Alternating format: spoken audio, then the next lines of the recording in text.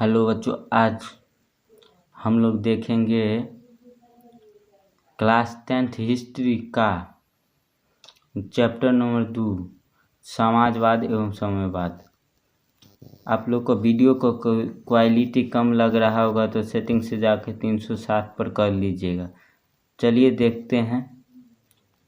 साम्यवाद एवं समाजवाद का पहला पार्ट हम लोग देख चुके थे, आज दूसरा पार्ट देखेंगे।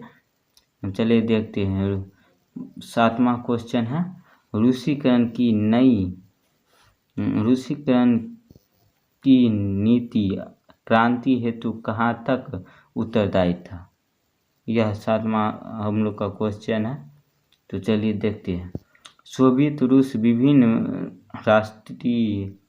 राष्ट्रीयताओं का देश था। यहाँ मुख्यतः स्लाव जाति के लोग रहते थे। इसके अतिरिक्त फिन, पोल, जर्मन, यहूदी आदि अन्य जातियों के लोग भी थे। यह भिन्न भिन्न भाषा बोलते थे तथा इसका रस्म रिवाज भी भिन्न भिन्न था। जार ने देश के सभी लोगों पर रूसी भाषा, शिक्षा और संस्कृति लादने का प्रयास किया। अल्पसंख्यक में हलचल मच गया। 1863 ईस्वी में इस नीति के विरुद्ध में पोलो ने विद्रोह किया तो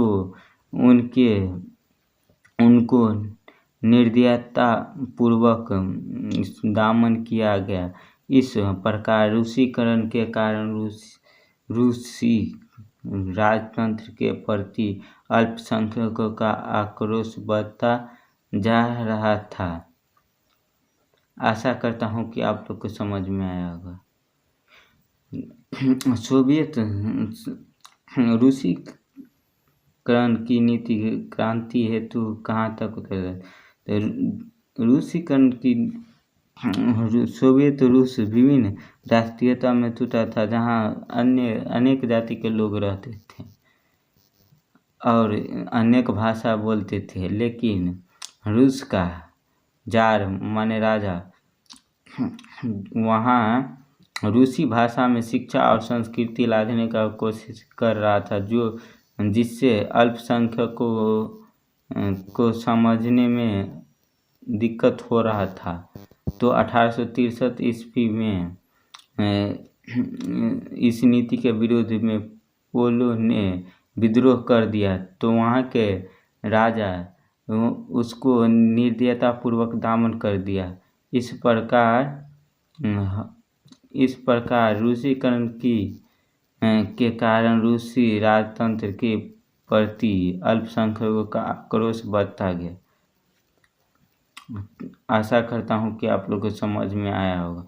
समझ में आया होगा तो अपने दोस्तों के पास शेयर करें और लाइक करें। चलिए देखते हैं 8वां क्वेश्चन। साम्यवाद एक नई आर्थिक नीति एवं सामाजिक व्यवस्था है। ठीक है, इसे चलिए।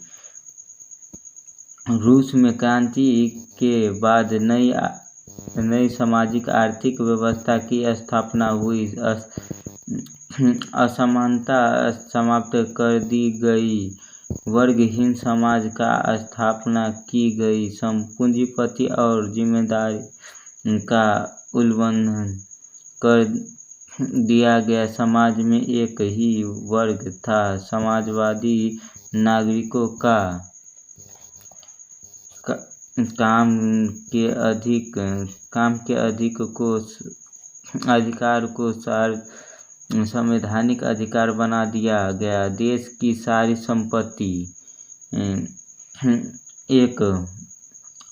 सारी संपत्ति का राष्ट्रीयकरण कर दिया गया। इस प्रकार एक वर्गहीन और शोषण मुक्त सामाजिक आर्थिक व्यवस्था की स्थापना हुई। इस प्रकार हम कह सकते हैं कि रूसी क्रांति के बाद साम्यवाद एक नई आर्थिक सामाजिक व्यवस्था थी।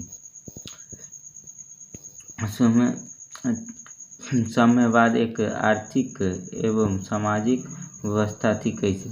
तो देखिए रूस की क्रांति के बाद वहाँ आर्थिक सामाजिक एवं आर्थिक व्यवस्था की स्थापना हुई जो असमानता को ख़त्म कर दिया और पूंजीपति और जिम्मेदार से ज़मीन लेकर सरकार अपने पास रख लिया और सरकार उस पूंजीपति से लेकर सभी आम जनता में एक बराबर तरह से बांट दिया और साम्यवादी नागरिकों का काम करने का अधिकार को संवैधानिक अधिकार बना दिया। इसी तरह हम कह सकते हैं कि रूसी क्रांति के बाद साम्यवाद एक नई आर्थिक नीति बनकर उभरी। चलिए अब देखते हैं 9वां क्वेश्चन। नई आर्थिक नीति कार्ल मार्क्स सिद्धांत के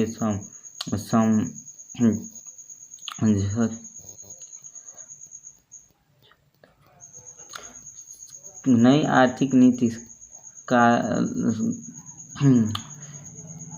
मार्क्सवादी सिद्धांत के समझौता है कैसे। साम्यवादी व्यवस्था में व्यक्तिगत संपत्ति की अवधारणा नहीं थी, परंतु लेनिन तत्कालीन परिस्थितियों को ध्यान में रखते हुए किसानों को जमीन का स्वामित्व दिया, व्यक्तिगत स्वामित्व में उद्योग चलाने का भी अधिकार भी नई आर्थिक नीति में दिया। इसीलिए यह नई मार्क्सवादी सिद्धांत के साथ नई आर्थिक नीति मार्क्सवादी सिद्धांत के साथ समझौता है। नई आर्थिक नीति से मार्क्सवादी सिद्धांत के साथ समझौता कैसे थी, चलिए देखते हैं। नए समाजवादी व्यवस्था में व्यक्तिगत संपत्ति का अवधारणा नहीं था, लेकिन लेनिन ने तत्कालीन परिस्थिति को ध्यान में रखते हुए किसानों को जमीन का स्वामित्व बना दिया और लघु उद्योग करने का भी अधिकार दिया। इसीलिए नई आर्थिक नीति का मार्क्सवादी सिद्धांत के साथ समझौता होगा। चलिए इसके बाद अगला क्वेश्चन देखते हैं।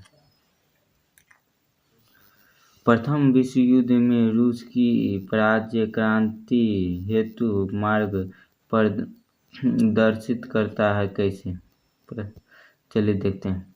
प्रथम विश्व युद्ध में रूस की पराजय रूसी क्रांति का तत्कालीन कारण बना, क्योंकि युद्ध के मध्य जार द्वारा सेनापति का मान अपने हाथों में लेने के कारण जरीना और उसके तथाकथित गुरु रासुतीन जैसा निष्क्रियतम व्यक्ति को पदयंत्र करने का मौका मिल गया। षड्यंत्र करने का मौका मिल गया, जिसके कारण राजतंत्र की प्रतिष्ठा और भी गिर गया। आशा करता हूँ कि आप लोग को समझ में आया होगा। प्रथम विश्व युद्ध से रूसी क्रांति के पराजय क्रांति हेतु मार्ग पर प्रशस्त किया कैसे। प्रथम विश्व युद्ध में रूस हार गया, जिससे रूसी क्रांति का तत्कालीन कारण बताया गया, और इस युद्ध में के मध्य में सेनापति का कमान वहाँ का जर्मनी राजा अपने हाथ में ले लिया, जिससे जरीना और उसके तथा कथित गुरु रासपुतीन जैसा निष्कृतम व्यक्ति को षड्यंत्र करने का मौका मिल गया, जिसके कारण राजतंत्र का प्रतिष्ठा और भी गिर गया। चलिए देखते हैं इसके बाद 11वां क्वेश्चन, साम्यवाद क्या है। वैसा व्यवस्था जिसमें समाज के सभी लोग का समान रूप से अधिकार होता है और सारी संपत्ति सरकार के अधीन होता है, उसे साम्यवाद कहते हैं। साम्यवाद में समाज के सभी लोगों का समान रूप से अधिकार होता है और सारी संपत्ति सरकार का होता है, इसे साम्यवाद कहते हैं। चलिए अब इसके अगला क्वेश्चन देखते हैं, शीत युद्ध।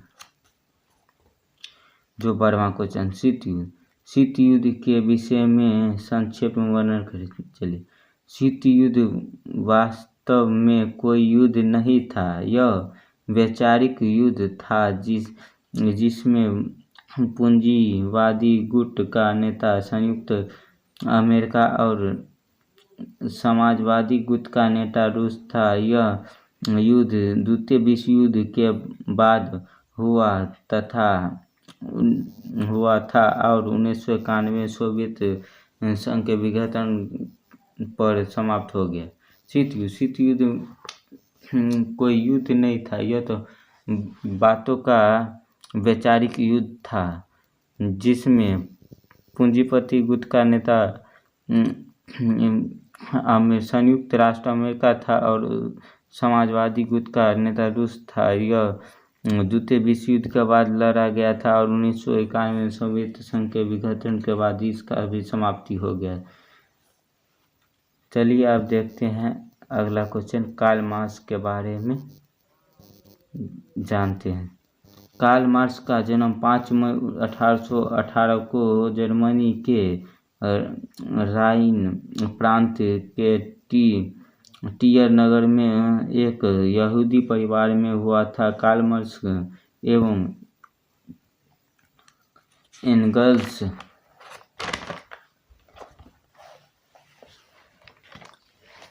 1848 में समाजवादी घोषणा पत्र प्रकाशित किया। कार्ल मार्क्स को आधुनिक समाजवाद का जनक कहा जाता है। कार्ल मार्क्स ने 1867 में दास कैपिटल नामक पुस्तक की रचना की, जिसे समाजवादियों का बाइबिल कहा गया। कार्ल मार्क्स का जन्म राइन प्रांत जर्मनी में राइन प्रांत के टियर नगर में एक यहूदी परिवार में हुआ था। 1848 में कार्ल मार्क्स ने समाजवादी घोषणा पत्र का प्रकाशित किया और कार्ल मार्क्स को आधुनिक युग का राष्ट्रवाद का जनक कहा जाता है। कार्ल मार्क्स ने 1867 में दास कैपिटल नामक पुस्तक का भी रचना किया, जिसे समाजवादियों का बाइबिल कहा गया। आशा करता हूँ कि आप लोग को समझ में आया होगा तो चैनल को लाइक और सब्सक्राइब करें।